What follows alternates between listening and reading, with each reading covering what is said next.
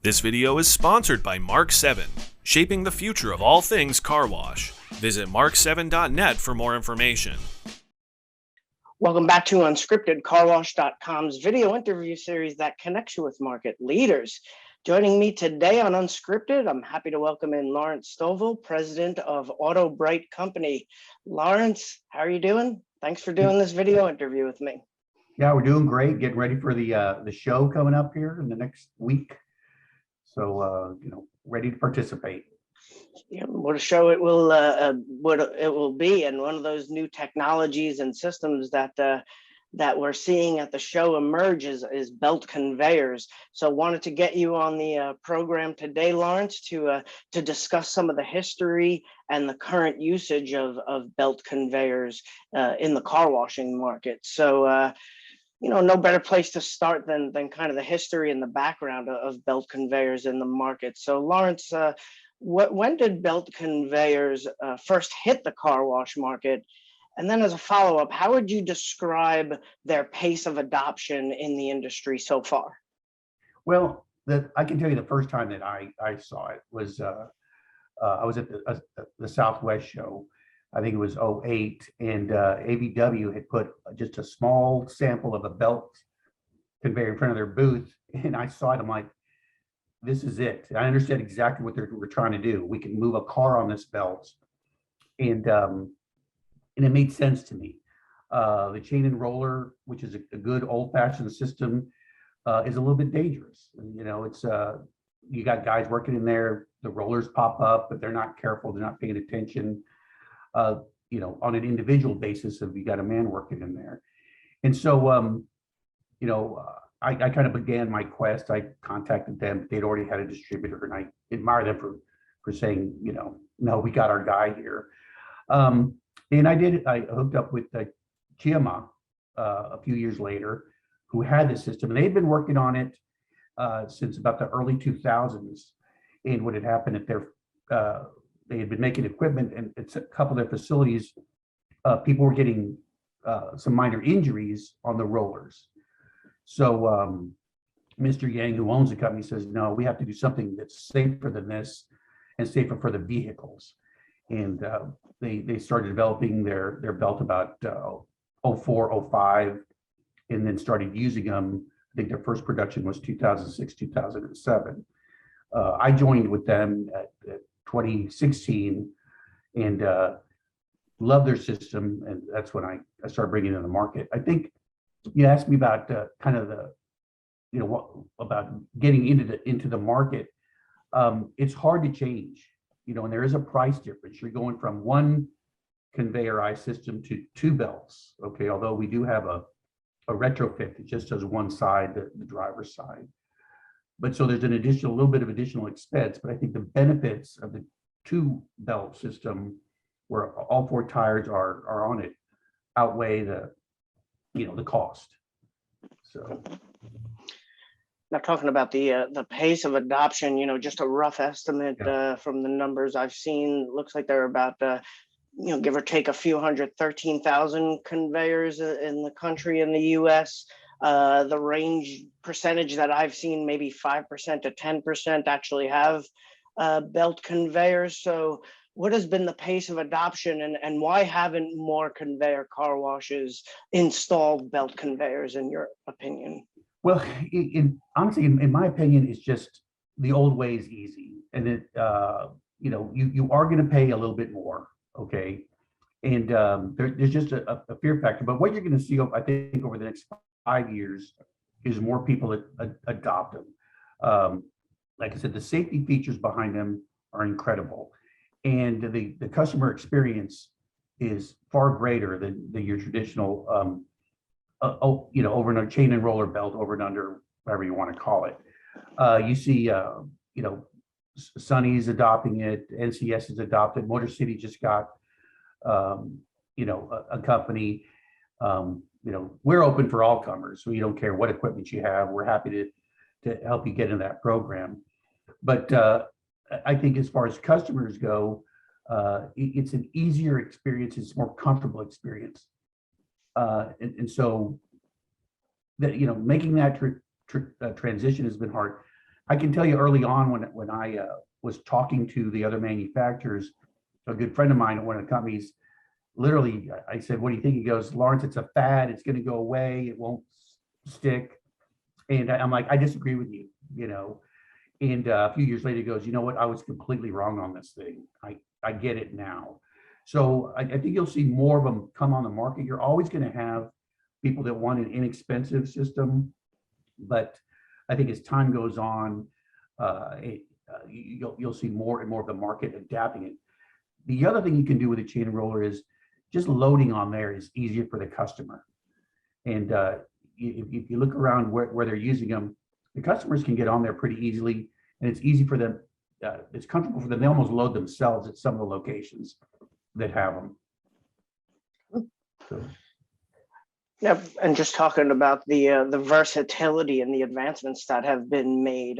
So according to your estimates, they've been around for a few decades here. What have been some of the most recent improvements made to belt conveyors, let's say in the past 5 years?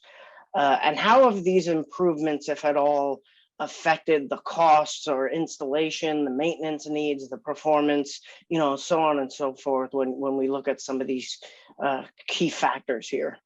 Well, it's hard for me to speak, what the other guys have done. I mean, yeah, I can tell you a couple things. The first thing that's been more adapted is cleaning the belts, an internalized belt cleaning system.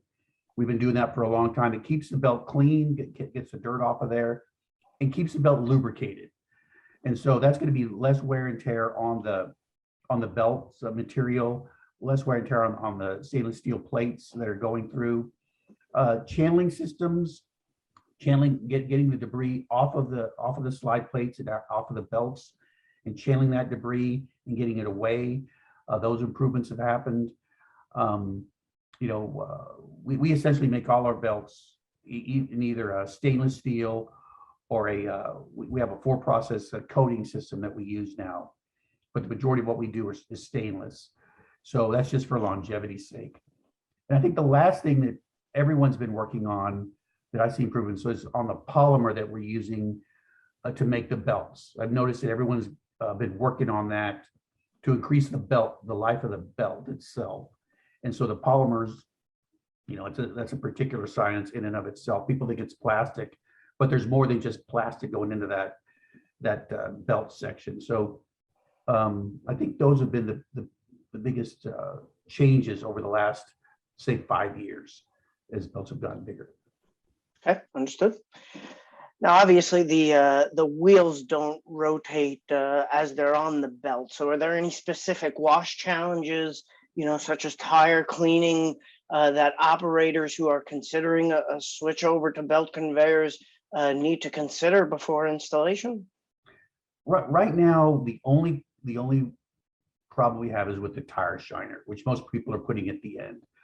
As far as washing the belt, washing the wheels, we have what we call a track. It's a contour. It follows the vehicle, scrubs the tire, runs down the conveyor with the tire, retracts, comes back for the second wheel and tire and moves. So, it's a little pricier technology. It's not as easy as a bulldog brush just spinning and the car rolling through it, but it still scrubs the tire. Putting dressing on a tire is kind of a particular art. I don't think anyone's perfected it yet, but it is more difficult on a dual belt conveyor, because that right now with the systems we have, the wheels got to be rolling, and it's been difficult on the belt side for us to develop something because of the precision. You're going from really thin tires to thick tires, and it's hard to have one piece of equipment that can do that range of rubber, so to speak. So that is the one spot, but everything else, in the tunnel works just fine with the belts. Okay, understood. Now, just to wrap us up here, one final question here, Lawrence. Do you have any myths or common misconceptions that have been surrounding belts over these past 2 decades, and can you dismiss any of them today? Yeah, the first thing is that apples for apples, the belt is more expensive. And you really can't compare the two as apples to apples. The belt's going to give you a different experience than the chain and roller. And then,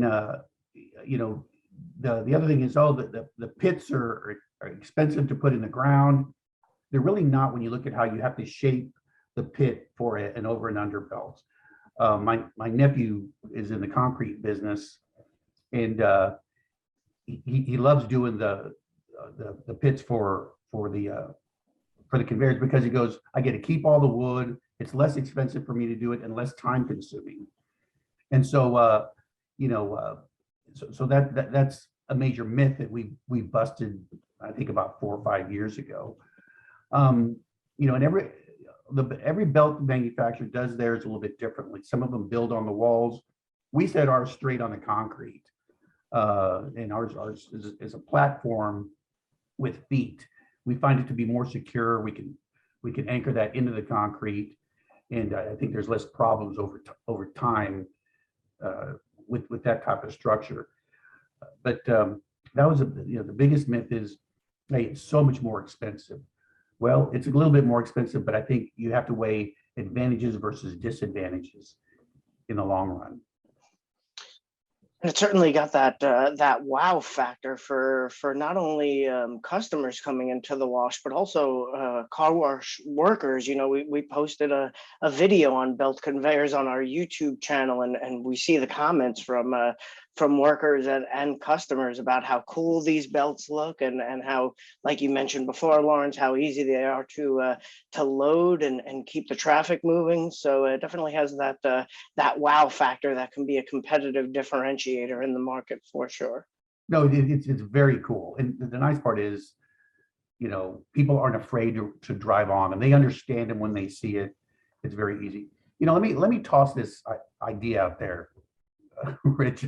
I know this is kind of going away, but a couple of years ago, I did a presentation at the ICA show. I think it's in Nashville. And one of the things I see in the future, and I know that people say this is fantasy, but eventually the cars will drive themselves. They pretty much could right now if we allowed it. And eventually we will. The consumer is going to demand it for convenience sake. And one day, Rich, you're a young guy, younger than me, you'll be able to pick up your cell phone and send your car to your nearest wash, and it'll go by itself and enter onto that dual belt system with much greater ease than it is to channel its tire into the 13.5 or 14-inch wide over and under. And my thing is, to someone that's getting into the business now, look at the belts, because it's going to be the future. And these self-driving cars are going to happen, and it's going to be a different kind of contract and membership for that type of vehicle. So, that's really something when you're considering what you want, consider the future as well. So, and I was chuckled at the show by guys my age. The only guys that understood it were under 30. So. Scary how much technology is changing, and that's maybe hard for somebody of our older generations to wrap their heads around, that they could just send their car out to do a chore like car washing out there. It's definitely something cool to look forward to. And speaking of cool, it was cool doing this interview with you, Lawrence. I definitely appreciate you taking some time today to discuss belt conveyors. I look forward to seeing you again at the show next week in Nashville. All right, good talking to you, Rich. We'll see you later. Okay.